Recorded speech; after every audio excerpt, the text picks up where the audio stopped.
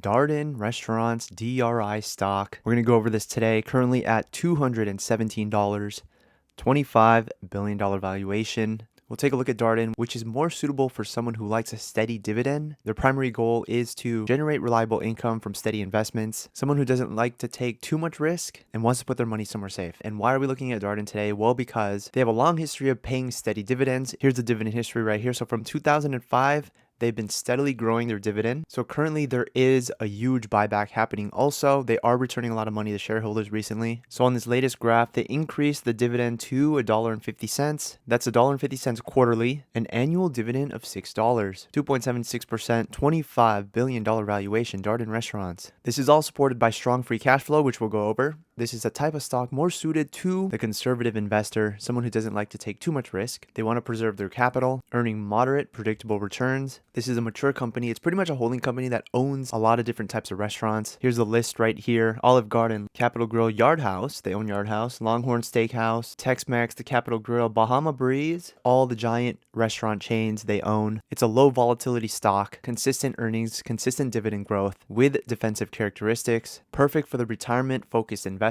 If you're watching this channel for the first time, this isn't financial advice. Just my thoughts on certain valuations of stocks that I do. Just because I go over stock doesn't mean you should instantly buy it. Do your own research. Just use my videos to help you in your own research. But if you do like my videos, give me a like, give me a follow. And yeah, let's go ahead and get started with this company. Darden Restaurants. The latest news on giving back to their shareholders. They increased their quarterly dividend to $1.50 per share. That is $6 in annual dividends per year. They have also authorized a new 1 billion share repurchase program. The stock has finally been moving from 2021 until today. It's pretty much the stock's been flat, just paying their dividends. Again, consistent dividends, and they have been increasing their dividends every year, since they did just issue also that $1 billion share repurchase program that's going to give a lot of money back to their shareholders. It also minimizes the shares outstanding, meaning if you are a holder of this stock, the percent ownership you have in this company goes up. Let's take a look at some other stuff. Institutional ownerships has been pretty flat. From 2020, it's been pretty flat. No major institutional change. Looks like there's no current insider buying right now. They had a couple upgrades this year, but Jeffries and Bernstein outperform. They've been opening up a lot of restaurants lately. Okay, so one of the biggest things in their latest quarterly report, they've been improving Olive Garden. That is one of the restaurants they're focusing on this year.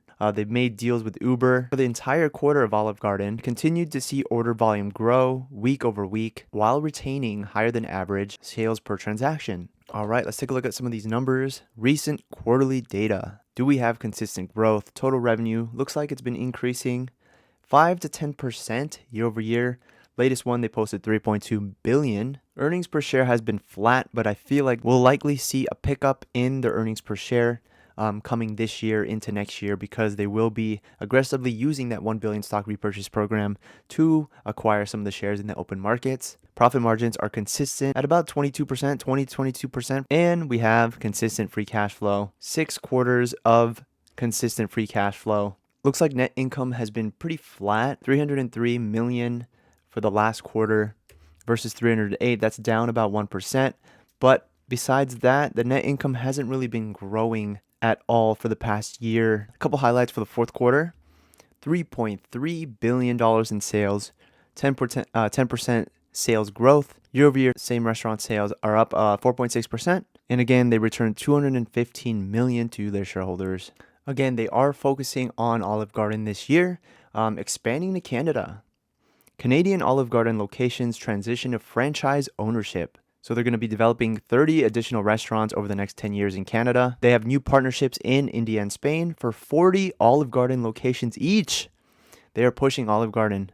And so the number one restaurant in their portfolio of restaurants is Olive Garden, with a total of $5.2 billion in sales. So Olive Garden alone, if we take a look at the annual, so they have about $12 billion in sales. Olive Garden takes up $5 billion of those sales. I didn't know Olive Garden was so popular.